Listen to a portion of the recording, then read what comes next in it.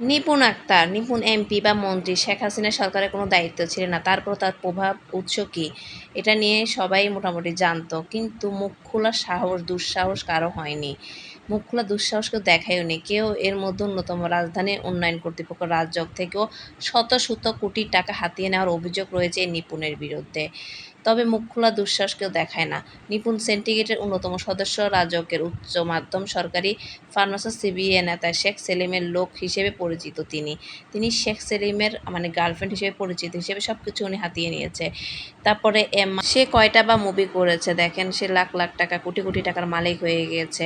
এত কম সময়ে কয়টা মুভি করেছে, কোনো কাজ নাই হাতে। তারপরেও তার প্রভাব ছিল অনেক আকাশচুম্বন। সে ভোট না পেয়েও, ভোটে না জিতেও সে শিল্পী সমিতির সেক্রেটারি দাবি করে শিল্পী সমিতির সেক্রেটারির চেয়ারে বসেছে। জায়েদ খান অনেকবার ইঙ্গিত দিয়েছে যে তার পিছনে একটা বড় শক্তি আছে, বড় শক্তি আছে। সে মুখ ফুটে বলতে পারেনি, আহা বেচারা, বেচারাকে সবাই জোকার হিসেবে বানিয়ে দিল। এ নিপুণ আক্তার সবাইর কাছে জায়েদ খানকে জোকার বানিয়ে দিল।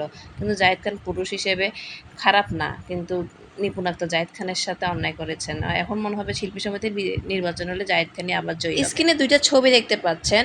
উনি হচ্ছেন আমাদের অস্কার জয়ী সাবেক শিল্পী সমিতির সেক্রেটারি নিপুণ আক্তার। নিপুণ আক্তার আওয়ামী লীগ ক্ষমতায় ৫ই আগস্টের আগে থেকেও সে উর্ফি জাভেদকেও টেক্কা দিতে পারবে। উর্ফি জাভেদও তার কাছে ফেল। এখন সে আবার সুশীল শাড়িতে বাঙালি নারী সেজে এখন সবার সামনে বক্তব্য দিচ্ছেন, তার মতো নিষ্পাপ আর কেউ নেই। কিন্তু সে যে কী ধরনের কাজ, অনৈতিক কাজ করে গেছেন, সে শিল্পী সমিতির সবাই জানে এবং ফিল্ম মিডিয়ার সবাই জানে।